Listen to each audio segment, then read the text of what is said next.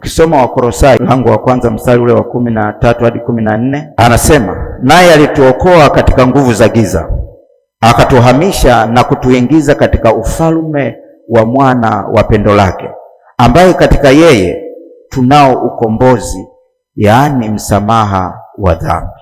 Kwa hiyo kila aliyeokoka amehakikishiwa kuwa mshindi. Ametolewa kunako makandamizo ya giza, ametolewa kunako mateso ya ufalme wa giza na kunako mamlaka za giza.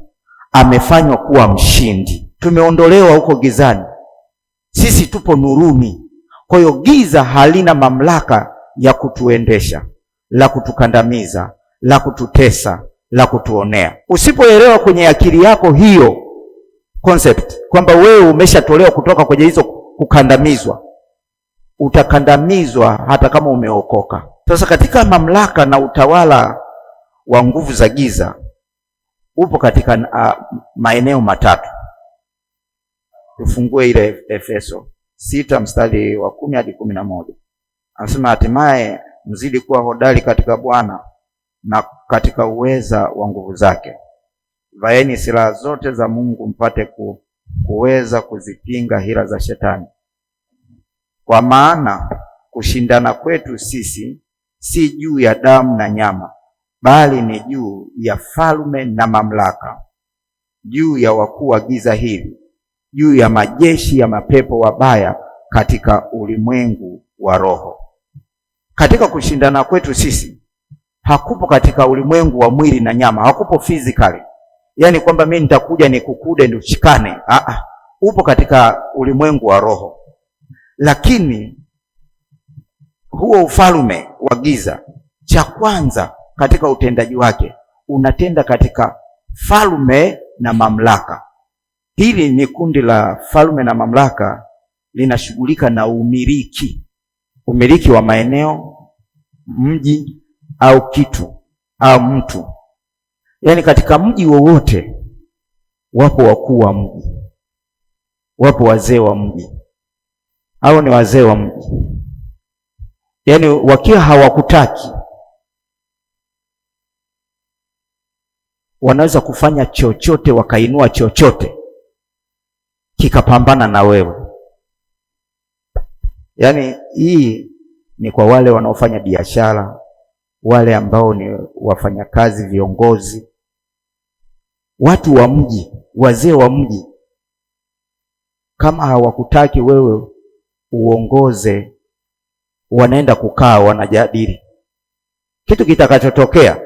Hautapambana nao wenyewe, utapambana na mkurugenzi, au utapambana na magonjwa, au utapambana na changamoto yoyote ambayo mwenyewe utaamua kuondoka. Wanatumia mamlaka husika inaoweza wewe kukushughulikia, na wanakutoa kwenye nafasi fulani, na wanakunyang'anya mali zako.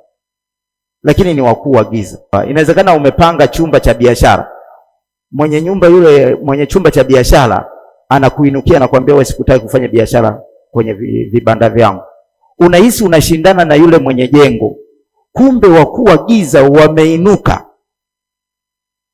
kumtumia yule akuondoe kwenye biashara. Maana wanajua wakikuondoa tu wewe kwenye chumba, huwezi kupata chumba kwa urahisi kingine, ndio wamemaliza biashara yako.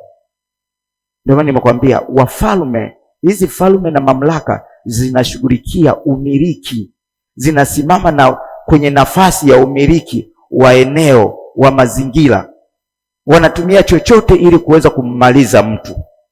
Hakuna sababu yoyote, lakini mtu anaweza kukwambia eneo langu ile nataka kufanya ukarabati, kwa hiyo naomba unipishe kidogo.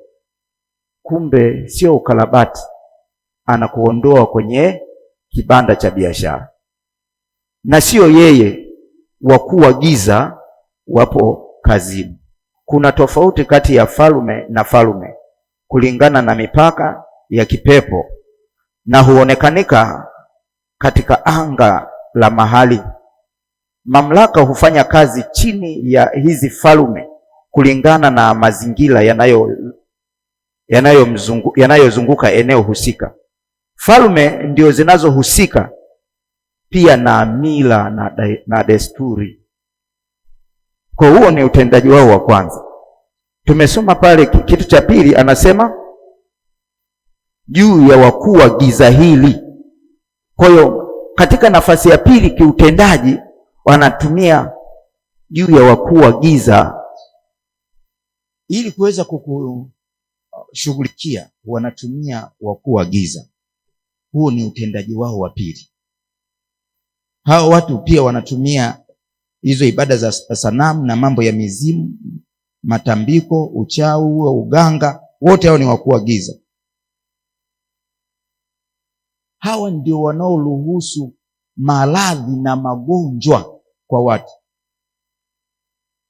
Wale wanazuilia mamlaka, wale wafalme na mamlaka wanazuilia umiliki, wanazuilia kupenya kwenye eneo fulani, kufanikiwa kwenye eneo fulani. Hawa wanashughulikia wanaleta matatizo kwa mtu, magonjwa, maradhi, uharibifu, ni hawa. Hapa ndipo palipo na magonjwa mengi yanayoambatana na laana za kurithi, yanayopitia familia. Kuyashughulikia yanahitaji upako na ufunuo, kwa sababu mapepo haya hufuatilia mtu kizazi baada ya kizazi. Yaani hawa wakuu wa giza ndio wanaotumia mizimu kufuatilia asili ya mtu, alikotoka ni wapi na kwao kuna nini, ili watumbukize nini kwenye maisha ya mtu. Kwa hiyo usipojikagua na usipofuatilia, unaweza kashangaa unazaa watoto wakorofi na waajabu ajabu, wanafanya vituko. Unajiuliza, mbona si kwenye familia yetu hatakuwa hivi? Hao watoto nao nimewatoa wapi? Ndio ulionao ndio wapo hivyo hivyo, yaani kwenu ndio mpo hivyo. Lakini wanaoratibisha ni hao wakuu wa giza, kupitia mizimu, mila, desturi, matambiko, wanaratibisha huo uharibifu, huo uovu. Hili eneo ndilo watu wengi na hasa familia sisi za Kiafrika tunapitia kwenye mlolongo huu. Ndio maana wachawi wanaweza kawa wanajiona na kujisikia kweli kwamba wanaweza kumshughulikia yoyote.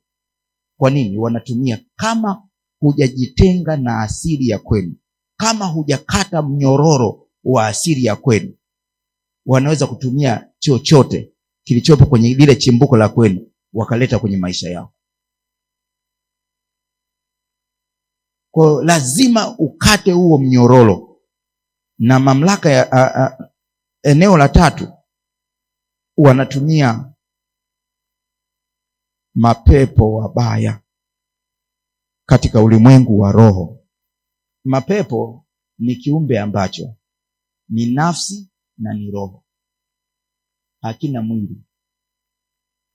Ili kiweze kufanya kazi duniani au kwenye mazingira ya mtu, lazima kitafute kiumbe ambacho kipo katika mfumo wa nini? Wa mwili. Kwa sababu yeye ni nani? Ni roho, hana mwili. Yaani ili afanikishe jambo fulani kwenye maisha ya mtu au kwenye mazingira fulani, lazima atafute kiumbe chenye mwili akivae, ndipo atafanya kazi anayotaka kufanya kwa huyo mtu. Kwa hiyo kiumbe chenye mwili nani? Anaweza akawa ni binadamu. Kama hajakaa sawa, pepo linaweza kumvaa na akatumika na akatumiwa kuharibu wengine na kutesa wengine au kuleta uharibifu kwa wengine. Pepo anatumia kiumbe chochote chenye mwili kwa sababu yeye hana mwili, ambacho kipo kwenye mazingira ya huyo mtu husika wanaotaka kumshughulikia. Kwa hiyo ninaweza kaa kazini akatumiwa mtu yoyote aliyopo hapo kazini ili wewe kukushughulikia kwenye eneo fulani.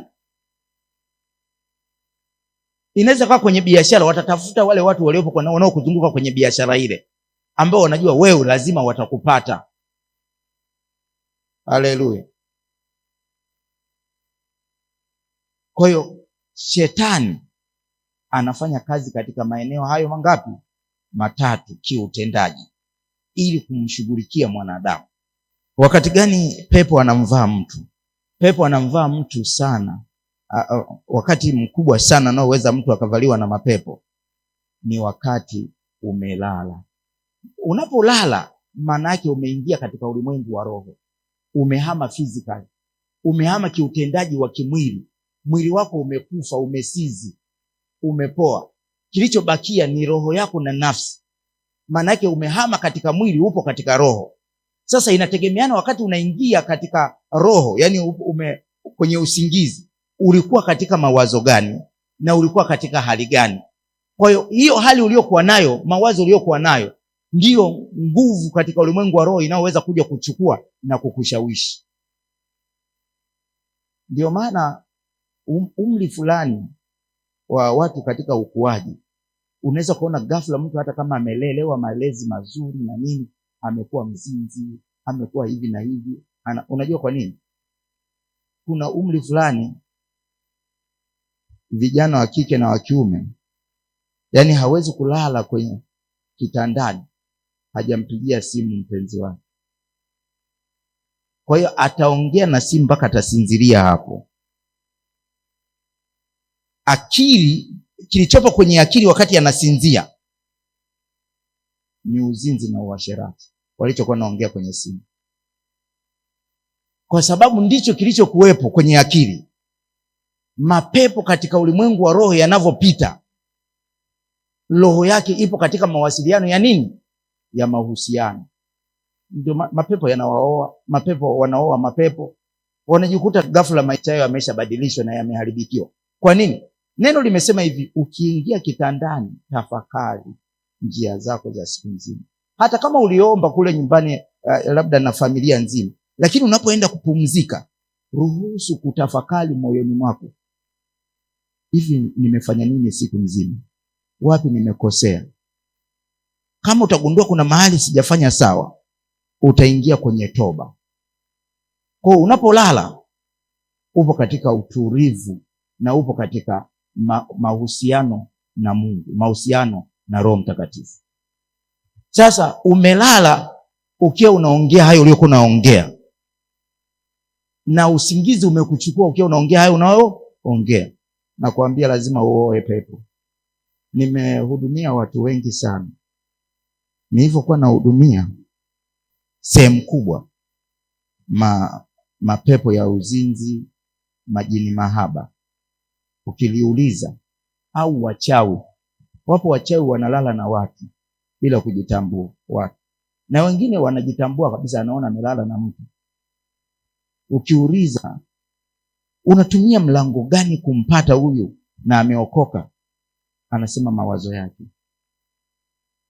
Kila anapolala mawazo yake yananiruhusu mimi na uwezo wa kuingia. Sio mara moja na sio mtu mmoja. Haleluya. Hawa pepo wabaya wanaweza kukuvaa na wanaweza kuleta uharibifu kwenye maisha yako. Ni vile wewe ulivyo, namna unavyoenenda, akili yako imebeba nini, inawaza nini, ni rahisi sana ubebwa na nguvu ya kipepo. Lakini ukiwa unawaza nifanye kitu fulani ambacho ni cha uumbaji, ambacho ni cha kiungu, malaika, Roho Mtakatifu lazima wakutokee usiku, wafunue hiyo hekima ya Mungu katika hicho unachokitafakari. Watafunua, wataruhusu hekima ya Mungu juu ya hicho unachokipanga, kwa sababu ni cha kiungu. Yaani unatafakari, nifanye nini niweze kuwa na mradi fulani, nitumie njia gani? Mbona mtaji sina, mtaji hautoshelezi, nitumie njia gani niweze kufanya hichi ninachotaka nikifanye? Unatafakari, unaumiza kichwa na unakitengeneza muundo wake kikaeje. Usiku Mungu atakutokea. Ukitafakari hivi, na nitoke na nani na nini iweje, mapepo yatakutokea, yana sura ya mzungu, yamekuja, utafikiri, utahisi naenda kukutana na mzungu, kumbe unakutana na mzimu wa babu yako. Utashindeje hii mitego yote na utendaji wote huu katika haya maeneo matatu? Hakikisha unaishi maisha ya toba. Kaa mbali na dhambi. Unaweza ukafanya mambo ya Mungu sana, na unaweza ukajitahidi kujiepusha na vitu fulani fulani. Kama ndani yako kuna dhambi, ni ngumu sana Mungu kukufungulia mpenyo kwenye eneo fulani. Hebu tufungue Ayubu. Inamtambulisha, ni utambulisho wa Ayubu ni mtu wa namna gani? Mtu ambaye ni mcha Mungu, mtu anayetokea eneo fulani, lakini ni mkamilifu mbele za Mungu. Kwa hiyo alikuja kanisani kama sisi tulivyokuja kanisani, na shetani akaenda kujihuzurisha, na mwishoni shetani akapanda zake. Alienda, alijisogeza kwa Mungu kwenda kushtaki. Sio alikuwa anapita pita tu, alikuwa anajipitisha aonekanike ili ahojiwe vitu fulani. Na Mungu akamhoji, alijua unajipitisha, unataka kuongea kitu. Ndio maana akaanza na kusema, umemwona mtu wangu fulani pale? Maana alikuwa anajua huyu anajipitisha aseme kitu fulani. Yaani kuna sentensi ukiongea unaelewa huyu anawaza nini. Ndio akamuuliza, umeona mtu wangu fulani pale? Mungu akasema sifa za Ayubu. Unaweza kumbe ukawa unakuja ibadani, unaweza ukawa unafanya mambo ya Mungu, lakini ndani yako ipo dhambi, ndani yako upo uovu, ndani yako kuna upotofu. Haleluya. Sasa kila wakati Mungu anapotaka unaweza kuwa unajibidisha, unajisukuma. Mungu anapotaka kuachilia baraka, adui anasimama, anakushtaki. Kwa sababu gani? Mungu hafanyi jambo lolote bila kumhukumu mtu. Yaani ili wewe akupe hela, anakuhukumu kwanza, anakujaji kwanza. Ndio maana methali inasema, natembea katika njia ya haki, katika mapito ya hukumu, ili niwarithishe mali. Kwa hiyo ili wewe akupe kitu fulani, lazima akujaji. Sasa hakujaji kimwili kwamba wewe ni bonge, una mvuto sana, umekaa hivi na hivi. Anajaji utu wa ndani kiroho. Inawezekana unafanya hayo mambo kwa sababu mtu fulani hakuona. Unafanya vitu fulani kwa sababu upo kwenye mazingira fulani. Ukitoka kwenye mazingira hayo unaweza kukaa chochote. Kwa hiyo ni ngumu kuziona baraka za Mungu. Shetani anakuzuilia. Kwa hiyo ni kweli utakuwa unaifanya ibada. Ni kweli tunajua wewe ni mwanaifata mzuri, na baraka zinatangazwa kila mwaka, lakini moyoni mwako hakuna dhambi. Yaani wakati nafikiria ili jambo najiuliza, hivi dhambi gani ipo ndani yangu? Nisije nafanya vitu na najitahidi kujisukuma kwa Mungu, lakini ndani yangu nina dhambi, na mbele za Mungu ninahesabiwa kwamba mdhambi. Kwa sababu neno limesema, heri yule asiyehesabiwa upotofu na uovu. Na dhambi iliyopo ndani ya mtu ndio inayoruhusu shetani kuwa na mamlaka na huyo mtu. Kwa hiyo unaweza kuwa unafanya vitu fulani na unamtumikia Mungu na unaenda kanisani kila siku, lakini ndani yako kuna uovu, ndani yako kuna dhambi. Dhambi ile inaruhusu wachawi wakuloge. Umeokoka kabisa, unanena kwa lugha, lakini wachawi wanakushughulikia vizuri. Wanazuilia chochote unachotaka, wanaweza kukuzuilia kwa sababu ndani kuna dhambi. Huyu akaambiwa, Yesu yani Bwana mwenyewe anamwambia, umemuona mtu wangu, mtu mkamilifu, mcha Mungu, asiye na uovu wowote ndani yake. Umemwona alivyostawi. Ibilisi akasema hivi, hamna bwana, yule tu anaonyesha ana kamoyo fulani fulani, ni kwa sababu wewe umempa mali. Niruhusu mimi niende nikashughulike nazo zile mali, kama kweli moyo wake ana ibada kweli na wewe. Ina maana walikagua ndani yake, hawakuona dhambi, na shetani akapata sababu kwamba huyu hawazi vibaya kwa sababu wewe umembariki. Mungu akasema huyu ndivyo alivyo na ndivyo alivyoamua kuishi, kuwa mkamilifu. Na kama unahisi mimi natania, na kuruhusu nenda kaguse kila alicho nacho, uone kama atabadilisha mawazo yake, uone kama atabadilisha maamuzi yake. Kwa sababu Mungu alimjua Ayubu toka mbali ndani ya moyo wake alivyo. Mambo yakaanza yalivyoanza, vituko vikatokea vilivyotokea, majanga yakainuka yalivyoinuka. Biblia inasema Ayubu hakuwaza wala kunena dhambi pamoja na hayo yote. Kwa nini alikuwa hivyo? Ndani yake hakukuwa na dhambi. Kama kuna dhambi, mtu wa Mungu, ukikutana na jambo kidogo tu utasikia moyoni mwako kuumia. Utaanza kusema mbona nasali kila siku sioni majibu, sijui nini na nini. Kinacholalamika ni ule utu wako wa ndani wa dhambi, na huo ndio unaokuzuilia wewe kupokea kutoka kwa Mungu, na huo ndio unaoruhusu shetani awe na nguvu juu yako. Dhambi iliyopo ndani yako. Yaani kuokoka kwako sio bahati mbaya. Kuokoka kwako sio kumekuwa ghafla. Kuokoka kwako sio ni jambo la dharura. Ni mpango wa Mungu toka mwanzo wa uumbaji wa ulimwengu, kwamba utazaliwa katika majira fulani na majira fulani atafanya kila njia wewe uokoke. Kwa sababu wewe ni sio wa ulimwengu huu. Ingawa umezaliwa na watu ambao inawezekana ni washirikina kabisa, wawangaji, wauaji, lakini na wewe ukapita kwenye tumbo hilo hilo, lakini wewe sio wa ulimwengu, wewe ni wa mbinguni. Ukiishi kama huyu anavyoishi, ukojiona mbona huyu anaishi anafanikiwa na yupo hivi, ni huyo kwa sababu yeye ni wa ulimwengu, wewe sio wa ulimwengu huu. Ukiishi hivyo hufanikiwi. Kwa sababu Mungu ili akupe kitu, ili aachilie kitu ambacho kitaonyesha utere kabisa kwenye maisha yako, lazima akukague mpendo.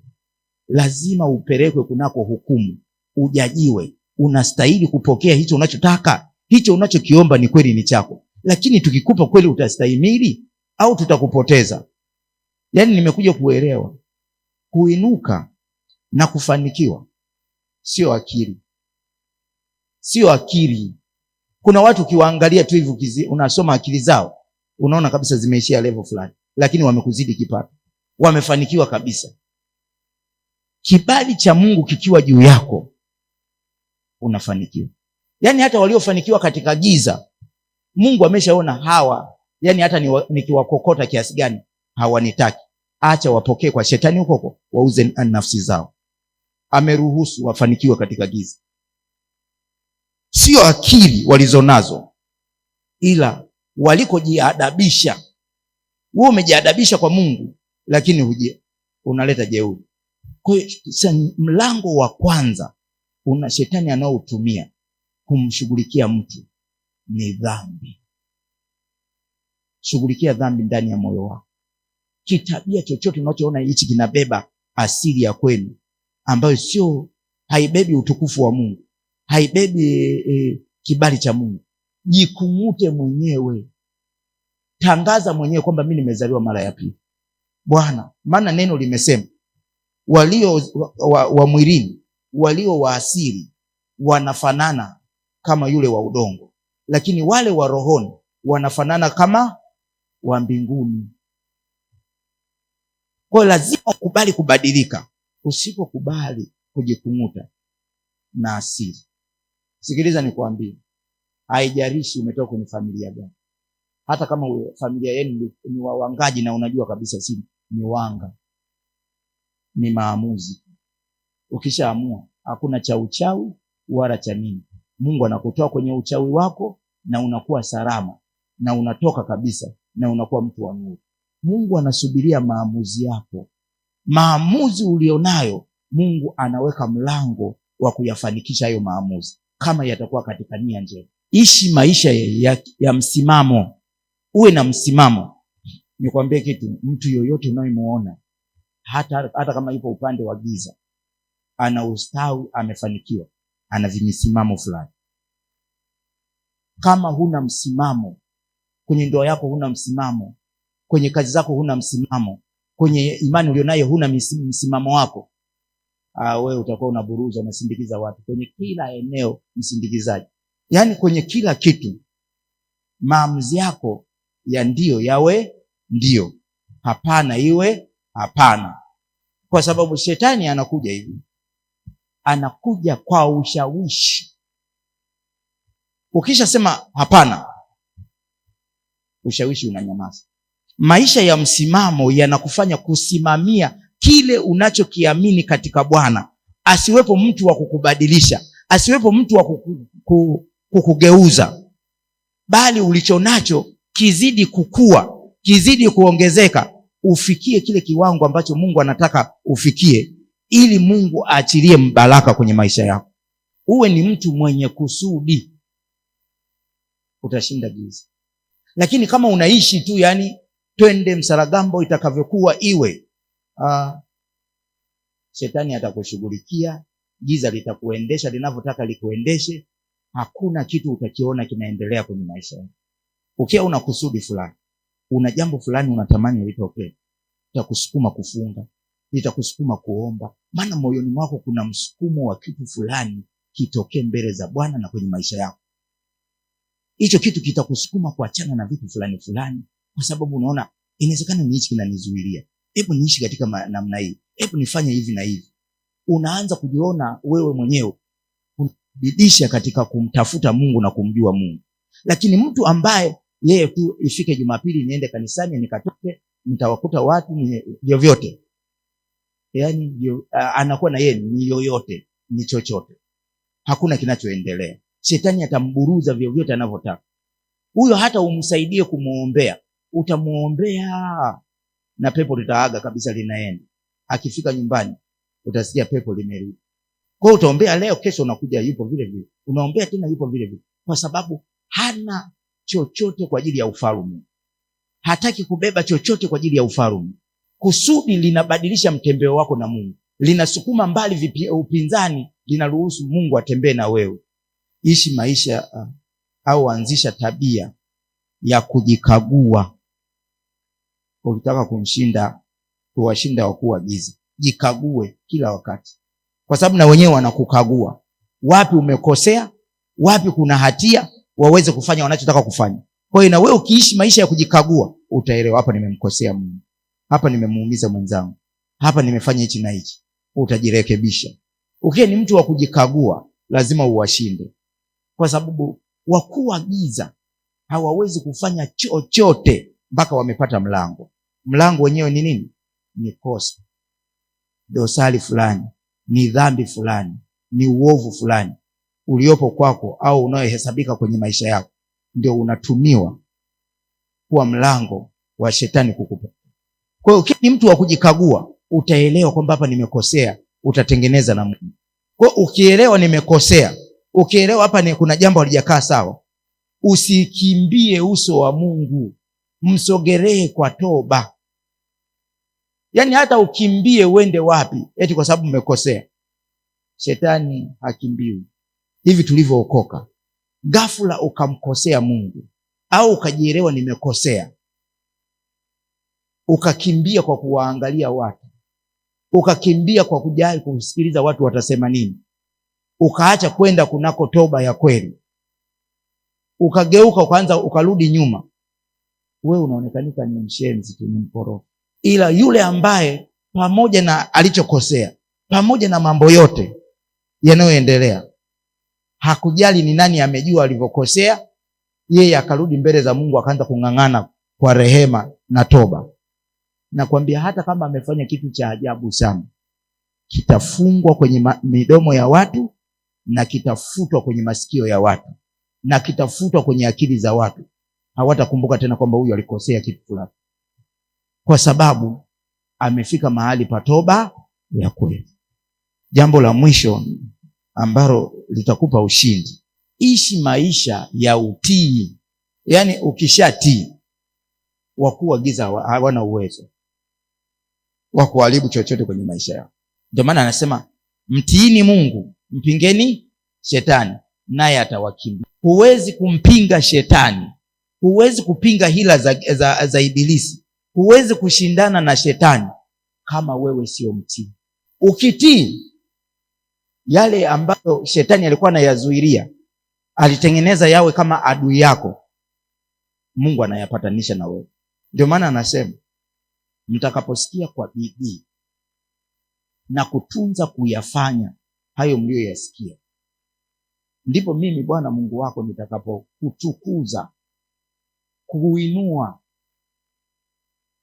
Ina maana unapoanza kutii, kusikia na kutunza hicho ulichosikia, kukifanyia kazi hicho ulichosikia, Mungu anakupatanisha na kila kilichokuwa adui na wewe, lakini anakuinua katikati ya jamii, anakutukuza, anakufanya kuwa mkuu katikati yao, kwa sababu wakuu wa giza hawatamani kabisa kuona watu wa Mungu wanainuliwa, kuona watu wanafanikiwa katika dunia hii, kuona ahadi za Mungu zikitimia kwenye maisha yako. Hawatamani. Kwa hiyo wanatafuta mlango wowote kukupata na waharibu vya kwako. Utajijuaje upo chini ya miliki ya kipepo? Mtu anayekosa amani ndani ya moyo wake, hofu ya kifo, moyo kwenda mbio, hiyo ni ishara kabisa upo chini ya miliki ya kipepo. Mtu anayelala usingizi wa mang'amu wa makandamizo, yaani kunako ibada kama hii, kuna mtu anaota hadi ndoto maharage yanaungulia nyumbani, upo kwenako miliki ya kipepo. Kitu cha pili, unamwona mtu anafanya mambo fulani ya uovu, anashindwa kujizuia, kila siku amepishana na huyu, mnaweza mkamuonya tena akarudia kapishana, sio yeye, msiendelee kumuonya, msaidie kiroho. Hapo maombi yanabidi yachukue nafasi kama atakubali. Wewe unaona mtu kila siku anaongea, anafanya vitu vya ajabu ajabu. Mara ya kwanza mnamuona, ya pili mnamuelekeza, ya tatu unaona bado anaendelea vitu vya design ile ile, sio yeye. Giza lipo kazini. Hata ukiona ugonjwa fulani, we kila mwaka unapata huo ugonjwa, kwa shetani ameratibisha majira na nyakati, kila mwezi wa 6 uende kitandani. Kila ukifanya kazi, baada ya miaka 3 ufukuzwe kazi. Kwa hiyo wanaokufukuza sio wale, ila kuna pepo ndani yako ndio linataka wewe uwe una staff kila baada ya muda fulani. Kila ukifanya biashara, ukifika leo fulani unatapeliwa, unazulumiwa. Wanayekudhulumu hawana shida. Shida unayo wewe, unalipepo la kukudhulumu. Kwa hiyo linatafuta mtu yeyote nani aje akushughulikie. Mtu anayependa dhambi na kurudia dhambi, hiyo ni dalili ya kwamba huyu mtu anamilikiwa na mapepo. Ukiona mtu anakimbia uwepo wa Mungu, au siku ambayo ibada ni ya kipekee, yeye siku ya haji kanisani. Yaani hata msipomwambia kwamba ibada ya Jumapili itakuwa ibada ya namna fulani, yeye anajua tu haji, kwa sababu lipo pepo la utambuzi na leo utaenda kushughulikiwa wewe leo bora tukuletee mkubwa aje akupai asubuhi akuzuilie. Mtu anayekatakata tamaa kidogo tu, amekata tamaa ya kuishi, anakata tamaa ya kufanya vitu fulani, hakuna kifungo wala laana wala teso lolote wala nguvu yoyote ya kipepo ambayo haiwezi kumtoka mtu. Haijarishi umefundishwa nini, haijarishi kuna uovu gani ndani yako, haijarishi umelelewa kwenye mazingira gani, moyoni kama umeamua kutoka, Mungu anakutoa.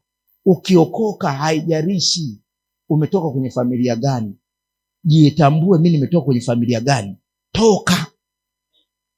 Ndicho Ibrahimu aliambiwa, toka kwenye asili yenu, toka kwenye familia ya babako, ili mimi niweze kufanya agano na wewe, ili mimi niweze kutembea na wewe. Mungu hatatembea na mtu, hatajidhihirisha waziwazi, hata kutumia katika kiwango fulani ambacho ulitakiwa utumie usipotoka kwenu.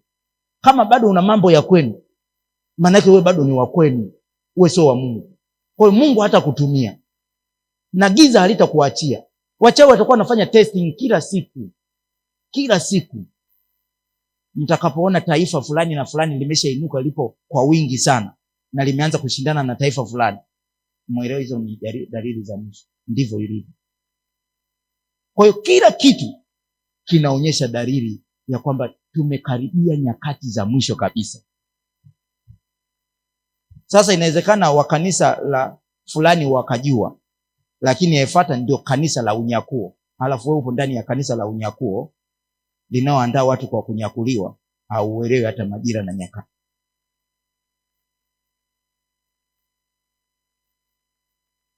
Ukisoma Biblia na vitabu vingine vya watumishi wa Mungu, vitakupa kuyajua majira fulani. Kwa hizi siku zilizobakia ni za uhalali wa wewe kwenda kuishi mbinguni miaka 7. urudi duniani kuishi kama tu Eden, maana dhambi na roho ya dhambi itakuwa imeshughulikiwa, imemalizwa.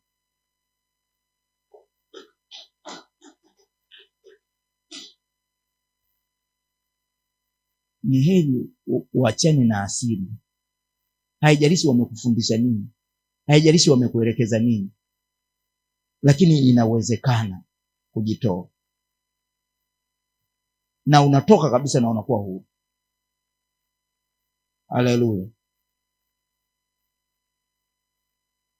Anza kutafakari, mlango gani wewe unaruhusu shetani awe na nguvu juu yako, giza liwe na nguvu juu yako? Hebu tafakari.